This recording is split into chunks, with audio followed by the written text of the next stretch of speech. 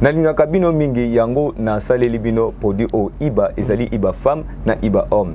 Iba femme ezali pona ba ndeko oyo bazali na ba problème ya tolo tolo eza muke donc azo akomi ko kende ko luka ba soutien moko ezana ba chiffon ya minene pour que apparaître kaka na miso batu ke non ye pas na tolo en réalité ke non tango ndeko moko oyo alingaka beaucoup plus basi oyo bazaka na tolo akomona ebongo asepeli na ye alingi ye après tango ko découvrir ke non na tolo na ye eza vraiment muke akoluka ko kima ye e ko yakobota lokola déception na ndeko mwasi yango na souci wana ya komona ba makambo wana Dr Ahmed asali pomade de iba wana ezali na iba o ezo développer tolo ya ndeko mwasi et ezali na iba o ezo développer sima ya ndeko mwasi.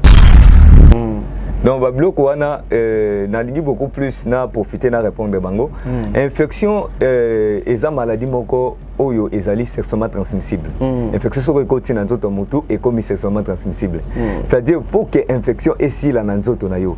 Donc il faut ba papa ou bazape na ba problème ya troisième lokolo na bango mususu abotama ezala kaka mukuse azana posa développer yango donc akozwa wana ezana deux sortes ya pomade iba pona ba papa eza oyo abotami bongo alinga développer na oyo abotama na ye normal et sali que avant le temps akomi komona et komi ko perdre taille et komi ko perdre niveau nango et komi ko si la sens nango. Vous êtes sur Top Media TV.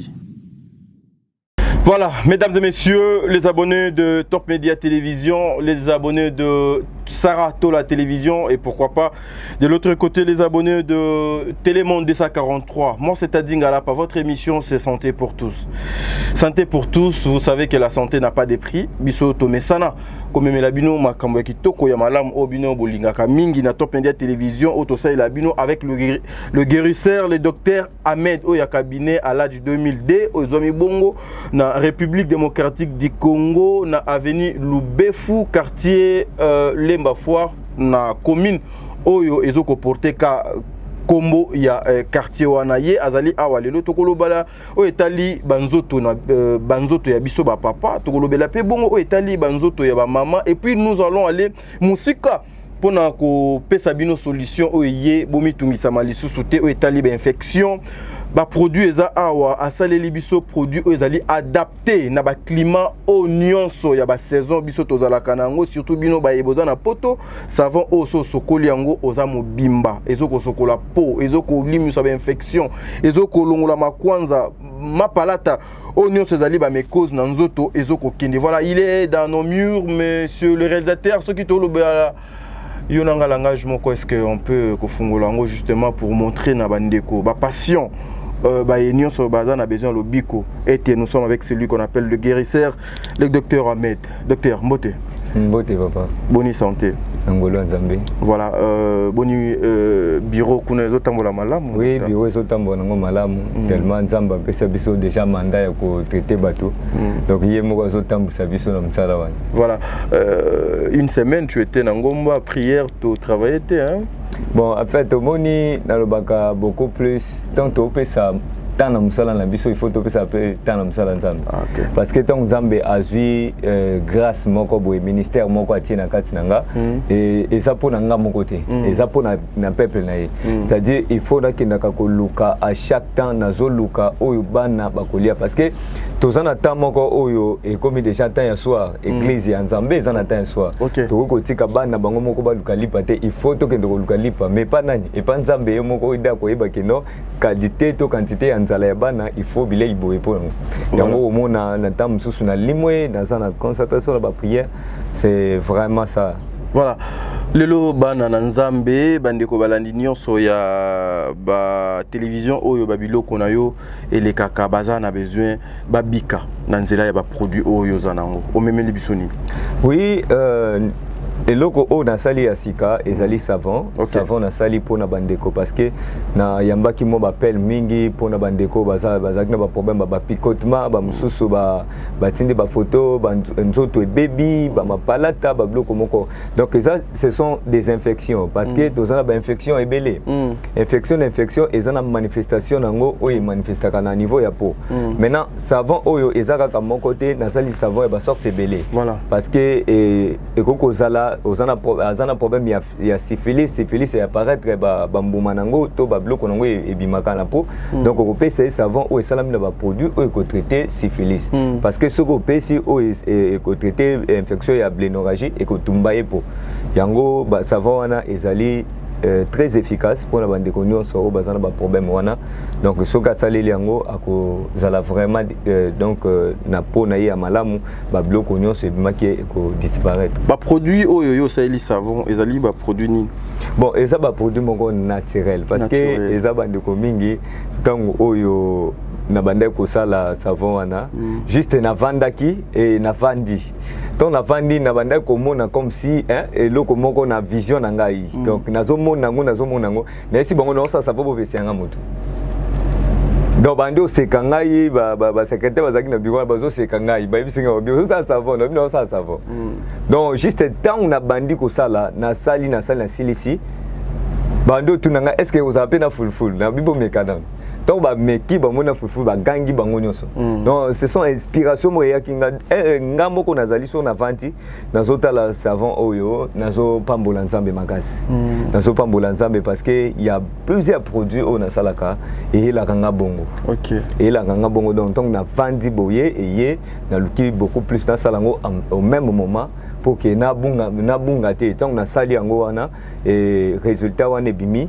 nde sala que non na multiplier ba mususu na ba jour o ezoya donc ça ba bloc moko naturel donc ba bloc moko naturel ba mélange ya ba kasa ya ba dindi donc yango esalinga ina bimisa savon oyo na ba mafuta o ya bona o ezalaka mo ya kokangama makasi wana donc ba mélange wana nde na sali savon oyo bande ko bazomona awa ezali savon moko o esalami naturellement voilà donc si c'est savon ici mesdames et messieurs comme on ango ezali acacia savon acacia savon lorsque vous avez ça vous avez la solution ya kokwanza oyo zo kwanza wana pour wana des fois et comment bekai lokola nyamoni nazala na bekai bo nzoto avec ça nzambe akosalo grâce acacia savon ezana pour la solution na yo pour na koboma infection nyonso oyo ezana po mais docteur infection oyo ezana po so déjà ezana po c'est que ça peut na kati ya nzoto na kati kuna ekotite savon pe ezana possibilité okota tina kati bien yazo suka kali savon azo traiter po infection ya kati tozana ba ararego ya infection oyo tango mutu azomela ezoboma infection na kati et bomi infection kati yango na uti koloba il faut na yeba quel type ya infection mutu azobela azana infection nini azana syphilis azana blénorragie azana staphylocoque azana ba infection nini on yeba à partir wana nde traitement nango ekokende complet c'est-à-dire ba savon nango na ba kiste nango ya komela poussière na liquide donc oyo kosala ke tango azui traitement wana esali ke infection na ye esili et azui guérison bande ko mingi bazo posa kanga ba question oh docteur toyoka ki infection si la raté donc ba bloc wana na lingi beaucoup plus na profiter na répondre bango infection eza maladie moko oyo ezali sexuellement transmissible infection soko ekoti na nzoto mutu et comme sexuellement transmissible c'est-à-dire pour que infection esila na nzoto na yo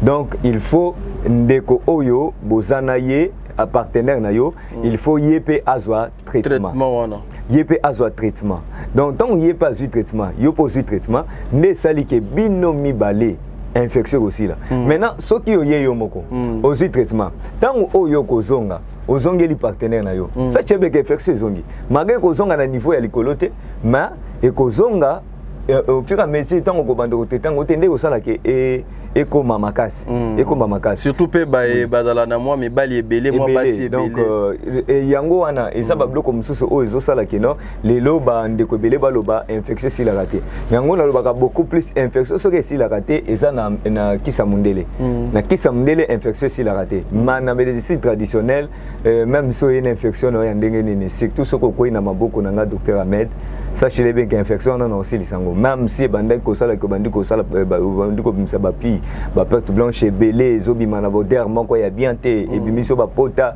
na niveau ya appareil génital na yo donc docteur Ahmed Azawa na sala ba produit est très efficace pour na ko traiter ba problème nyonso wana o Italie infection voilà Mesdames et messieurs, c'est comme ça que toi qui es malé, mais vous savez, le docteur Ahmed Azalane juste na 20 minutes, mais 20 minutes on est ezali ba minutes ya motuya justement pour vous aider ya ko kota na banda kuna bino les infections awa alobit ata eza ya mabende avec l'aide de Dieu comme appelle ça intelligence comme appelle ça savoir ndenge appelle ça vision appelle ça kana provision il est là c'est un serviteur de Dieu dédié aussi bango appelle ça kiss mais la personne qui guérit c'est Nzambe et ces visions là aussi et où taka directement et pas yeme yango pe appelle ça provision pour la makambo sosoye à salaka mais beaucoup plus na lingape ko signifier na bande konabi souhaité omoni surtout vous qui avez beaucoup de partenaires vous devez faire très attention les UST et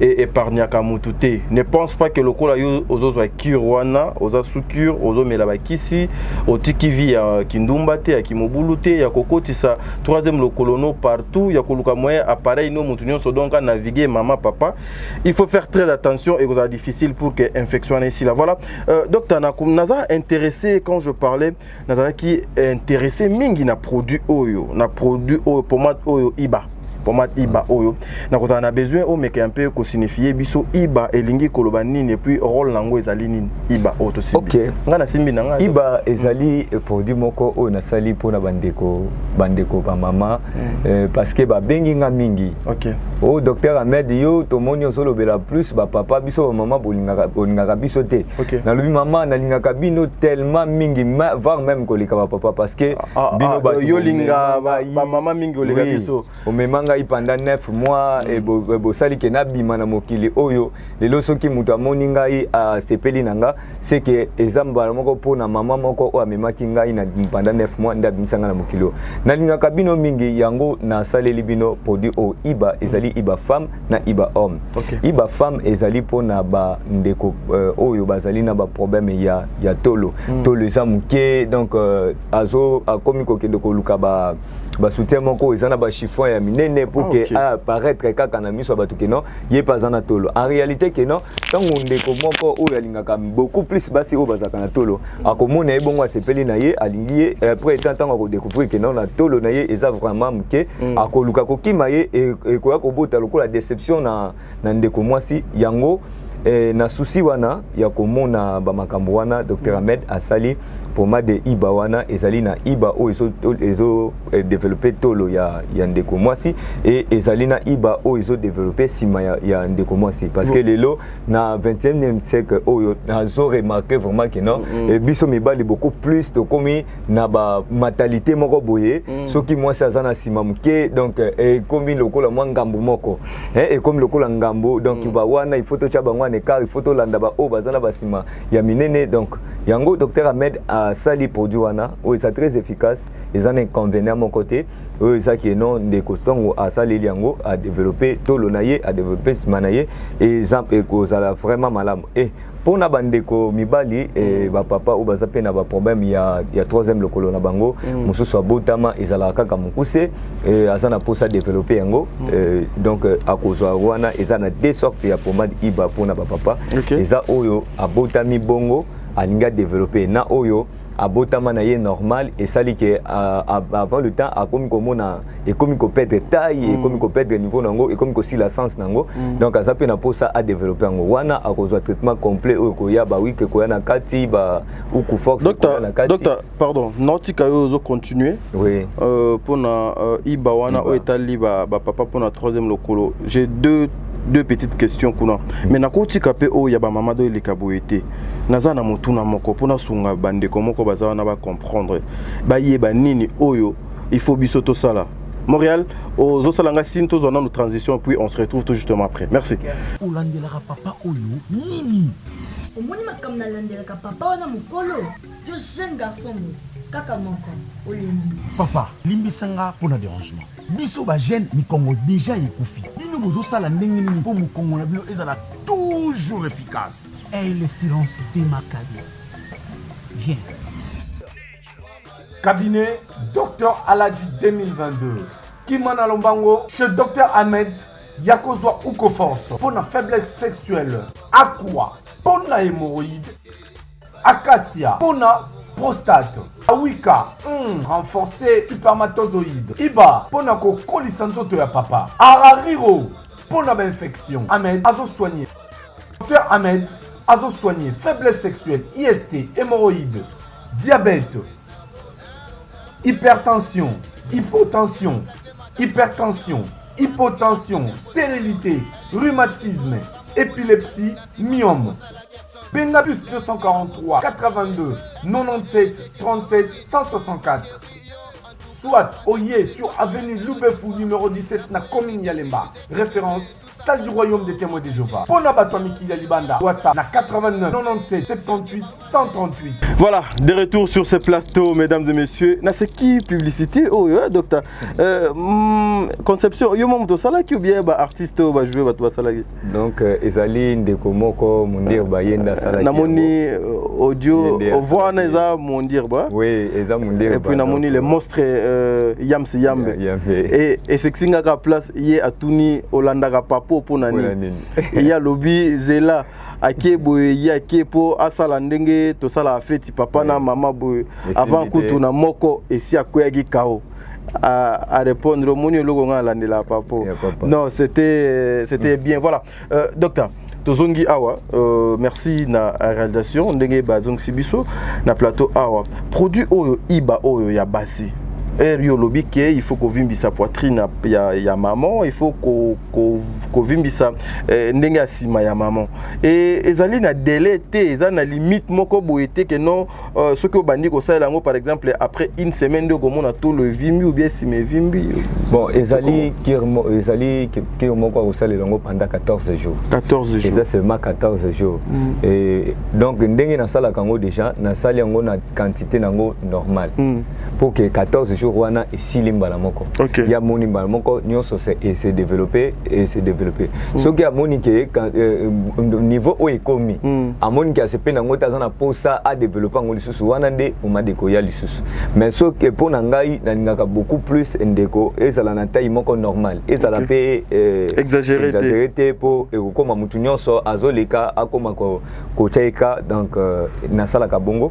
De kotanga yango asalile en 14 jours. À 14 jours, traitement sili yemo kwa moni résultat o ekopé ça ya malamu wana parce que bakisi oyo eza ba produit moko très très efficace. Docteur ndenge zaboye ce qui moi ça zo appliquer ngo par rapport ya ndenge ya cimenterie et ko komi ça peut moi si le kola obiso to monaka ivoirienne wana et doxy et comme c'est peu plat bena donc et comme c'est bongo parce que ezali arozongo mi balé ezana moko o azo sala massage wana massage ezana moko oyo azoba ke ça quoi sipo. Donc azoba kango pour que ça ke et bongisa forme na ye. Et bongisi forme na ye pesi taille moko ya bien. Et kozala ke tango aleki batpe ba sepeli na ye et soki paza na anda kwa libala papa zalaki na bitidi ya kobimaka libanda po amona ka ba oyo ya libanda ako koma ko kotala vraiment oyo kaka ya ndako parce que docteur Ahmed na souci azosala parce que ndeko moko posanga question alobi comment se fait-il que tu es un homme de Dieu un prophète ozosala kisa bokoko donc omoni déjà na makambo moko mibali place wana eloko ndeko koyeba na chaque moto nzamba pesa don ya mutu na mutu donc ozana don moko et que don wana osaleli yango te otiki bato bakufa et que yo izana don ya guérison moko o il faut osala eloko moko po bikisa bato sachez bien que non mokolo suka o toyoka ke non jugement kozala nzamba ko juger mutu na mutu selon don o azana ngo na kati na ye o ya tiaki na kati na yo atiaka ngo po na yo te parce que soka atiaka ngo po na yo yo moko ko mi porter guérison.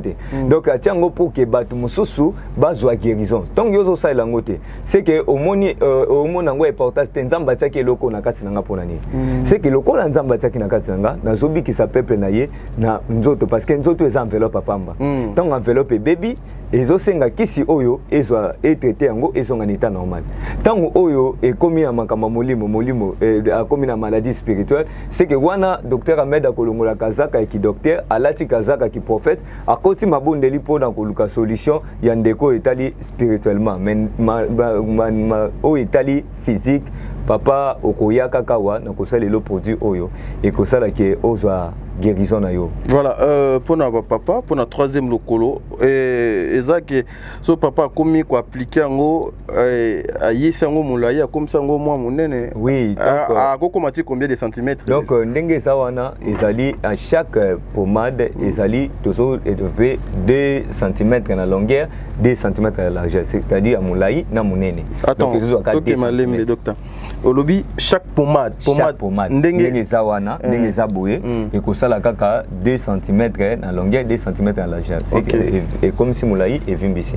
Donc ce que papa zana pour ça a développé en go kaka amatisata 6 cm.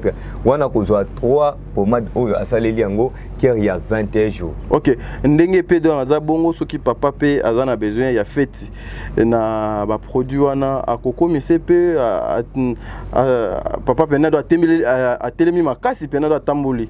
Bon, yango ndenge za wana ezate que ezopé sa force. Ezopé sa force c'était ezo développer. Non, mais question nanga ezaki boye. Il y a certaines personnes à développer yo makambu, mais au moins nzoto na yo même si air yo zali na ba besoin au sala makambu na yo na maman à côté les malisusu ndenge ndo ba noter les maté. Ah yango na tuni question, est-ce que ce n'est pas le cas na ba produit oyo? Donc eza bongote pas ya docteur Ahmed, c'est-à-dire na pesa kandeti yango etambolaka toujours na oku force. Na kisi ya force. Parce que okoko développer nzoto ya mutu. Moi force o ya zaki nango zaki na muke. Donc siko développer ngo, c'est que force wana nyo seza isote. Et kokate ko transporter oyo ekomi. Yango docteur Ahmed a accompagné ngo toujours na kisi ya force o celle qui est multiplier force pour que tango oyo nzoto se développer ezala na capacité ya ko fonctionner ndenge bandai ko fonctionner avant, soit plus que ndenge et bandai ko fonctionner avant. Voilà, donc c'est-à-dire mesdames et messieurs, c'est mon rôle, c'est mon travail, c'est Créneau Nanga, c'est ce que je fais lorsque nous passons ici pour faire, surtout au Italie, la promotion, il y a Babiloko Oyo, vous aider pour à ce que comprenez que bon, des fois le micro et ça la moi bêtise.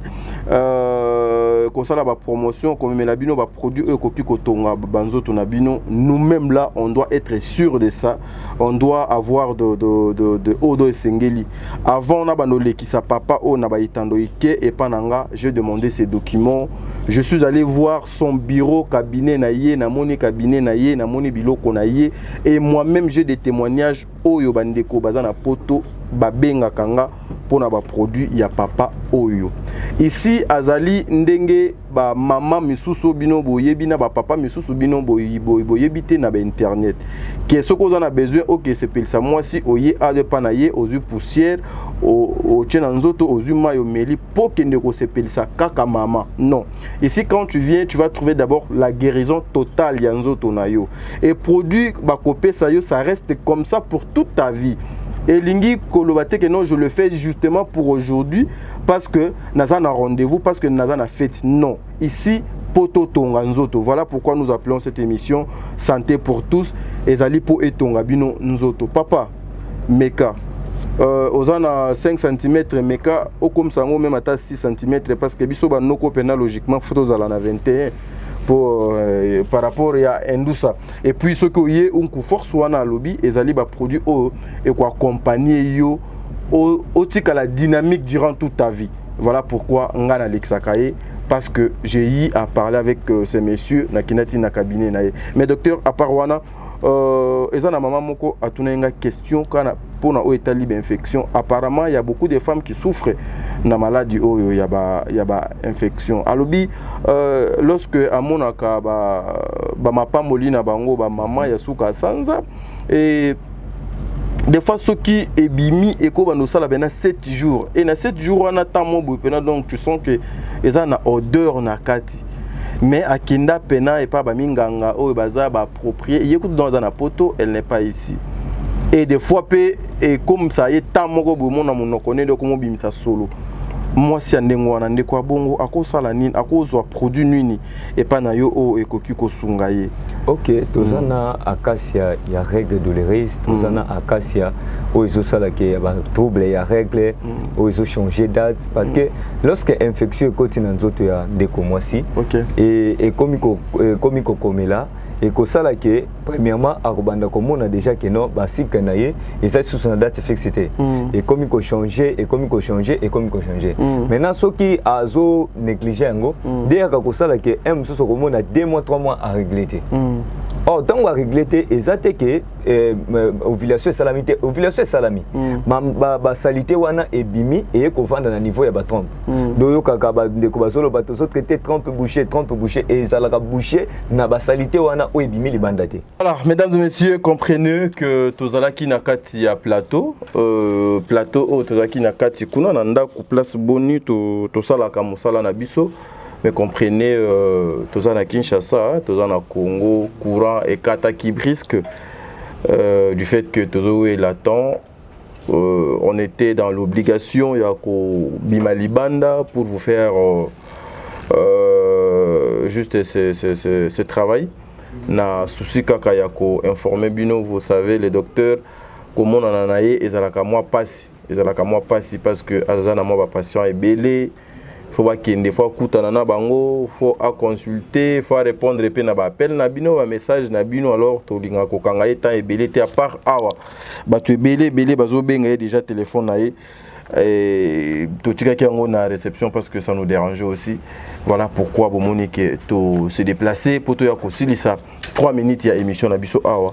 Nous allons nous excuser, hein? Vous allez nous excuser par rapport à changement, il y a des décor. Docteur, na tunaki mutuna, maman oyo ba règle wana ezo kobima des fois 7 jours, ezo sala solo et tout, akoki ko sala nini, mécanisme nini, moyen nini oyo ezali pour que cette femme a retrouvé totalement santé pour infectionner ici là. Ok papa, il y a des produits où ils sont très efficaces pour nous. Deko oyo ils sont comme le niveau c'est-à-dire infection et comme chronique. Ok. Et comme makasi. Pourquoi? Lorsque moi si infection côté et comme a déjà ko signalé comme on a déjà ba période naie et comme il faut changer ba date ils ont sauté et tant que déjà moni bongo il faut y ba déjà que ils ont anomalie moko infection et côté ils ont que détruire bon vers ils ont brillé en gros pour que et ça là que ba date wana et ba ko perturber maintenant tant azomona bongo azotraiter infection tende salaka kino akomi komona ngo tantôt 7 jours tantôt 5 jours ezobima kaka pe ezobima na quantité moko ebele mususu akomona ebimi kaka goutte moko esili akomona ngo lisusu te mwa mobimbati mususu akoyebiso docteur na mwa moko na moni yango 2 fois na moni 2 fois mususu akoyebiso docteur 2 mois yango nazomona ngo te donc ozomona surtout et c'est très risquant tant ozomona ngo te omoni yango te mais ebimi et fandeli au niveau ba trompe et ko boucher ba trompe comme il a ba problème il y a ba douleur na niveau ya bas ventre et ko provoquer le ba cancer à la longue donc ba produit ezali ponango ezali vraiment que non ndeko o yazana problème parce que au fur et à mesure aux autres kango et ko provoquer la stérilité ko bala to bala déjà ozana ndako libala ko mona que problème wana ezo sala que ozo concevoir te et bande ko mususu ko mona boti déjà esuie 10 ans de 10 ans, 15 ans à bout de pourquoi? Parce que l'infection est au bébé, et bébé c'est déjà bon où il s'allie que et comme il a un problème où il faut concevoir. Donc bah produit ezali wana ou ezali donc déconner il faut benga. Donc de quoi bengi docteur Ahmed na plus de 143 89 97 78 138 plus de 143 89 97 78 138 soit oye na cabinet ezali na lemba foi n'avenue Lubefu numéro 17 na lemba foi n'avenue Lubefu numéro 17 juste en face il y a ça de Matemou de Jova docteur Ahmed Azawana soko yewana et to bandaka beaucoup plus na consultation to kolkato yeba maladie na yo et umeli et zubane combien maladie na yo et provoquer nini et salini et en dehors nango kisi nini oyo ozwaka o bande ko zo déjà avant to kisi nini ozo zuilango déjà pour vin ozo zongo na vie mobimba donc docteur Ahmed a parti ya wana ndako yeba solution nini o akosala pour que apesa yo ba solution moko oza approprié na kana yo pour oza guérison soko bande komela kisi oza ki pour na vie mobimba au katiango aux 8 traitements une fois pour tout ezeli parce que ezala bande ko belé o bazo mela ba kisi o mundele o docteur ya ba mundele ba pesa ye pour na vie mobimba or trop de médicaments dans nzoto ezo affaiblir ba organe mususu ezo boma ba organe mususu na longola kate ezala médecine ya mundele eza médecine ya traditionnelle donc soko zomela omeli ba kisi wana trop yebake ekoboma ba organe mususu ekokoma na problème donc conseil européen ça bandeko bazana problème ya infection bandeko basi to bandeko mibali parce que na bandeko mibali pe ezo bebisa ba hormone ezo créer ba éjaculation précoce eko créer lo ba so de piste eko créer lo ba douleur hormone subi na suko bandiko sentir chaleur okomi ko sentir lokola pilipili okomi ko sentir moi mukusa moko na niveau ya kati wana ezo sala ketango ezo kende makasi ekoya ko taper na prostate et ça les lieux inflammation à prostate comme na problème ya prostate masube ezo bima lisusu bien te donc infection eza maladie moko oyo bakoko batela ngote eza la papa eza la maman okoki ko batela ngote eza maladie moko très dangereuse oyo ekoki ko bebisela yo makambo e bebiselo makambo e bomi couple na yo e kaboli yo na papa e kaboli yo na mama et sali ke e bebisi pe appareil génital na yo mobimba oyo ekozala vraiment que okomi mutu moko échantillon o na baka moi si soka zana ndako libala zobota te akomi loko l'échantillon et papa pe soko zana na ndako ya libala eke côté wana na niveau ya mbeto ozoko kate okomi mobali moko échantillon c'est que maman il faut alukela yo remplaçant papa pe soki maman zokoka te et papa pe akolukelo remplacer komona keno couple oyo ekokota problème makasi yango docteur Ahmed abetaka c'était donc oza déjà na maman obali déjà ozana bana na yo kolinga te couple wani kabwana po avenir abana ndeko beba donc docteur Ahmed azawana pour na solution ya ba problème na bino ozo tungisa bino donc nzambe atia déjà le boko nzambe apesa déjà mandat ko traiter bato po babika ezo senga kaka yo moko ndeko. Oui, parce que docteur Ahmed a posé la question, veux-tu être guéri? Si tu veux être guéri, le cas docteur Ahmed, il faut que la solution. Voilà, merci mesdames et messieurs. Ah, on est au maître fin de l'émission, mais docteur, est-ce que vous avez un moment pour l'émission au coach pour que tu sois bon? Moi, je suis na kokoloba. Docteur Ahmed a traité la maladie infectieuse. A traité maladie ébélée. Il suffit de opposer Kanayo. Docteur Ahmed a yebi ke kawana isaboya ko traité. Ka oyo docteur Ahmed a traité raté. A roye biso clair que non ka oyo bengelinga na traité rangote. Donc docteur Ahmed a zawana te pona kolia bino mbongo. Mazawana pona kosala bino relation ya malamu oyo kosala ke non à la longue lobi et aboutir na ba makambo ébélé. Docteur Ahmed a zawana pona ngo. Et loko ya suka na kokoloba baboko la maladie te malade des amwana te pour banda ko dépenser pour nango salaire na yo bimi okati boye $100 oyo na kosomba kisi wana o na melaka pour na vie mobimba donc wana zoboko la maladie bomba mbongo wana pour na bana bande konanga oyo babotami bazokola pour que lobi bazana venir à malamu bazana venir à malamu même en absence na yo donc yaka et pas docteur Ahmed au traitement une fois pour tout nzoto ezonga naturel okoma ko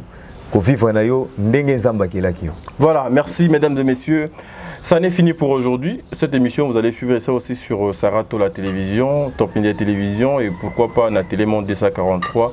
Bisika Boni Oyobino Bokozoa message Oyo. Voilà, nous vous demandons à ce que Bandeko Balandi a émission Oyo Kandenge Docteur Alobi, Baboko Laka maladité dans Zoto, Baboko Laka maladité. Prenez votre temps.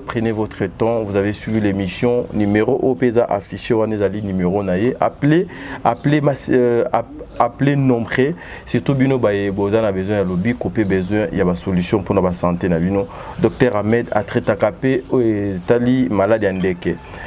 Docteur Ahmed a traité ka tali nini prostate, tension, tout ça, il est à Salakayango, il est là pour ça. Nzambe atindaye justement pour na koluka moyen à sungape à tonga banzo tonabino. Tokaboni awana docteur Ahmed, que Jésus-Christ a été to koluka les sous mokolo ya vendredi pour que to solana et to salane les sous émission mususu. Allez, bye.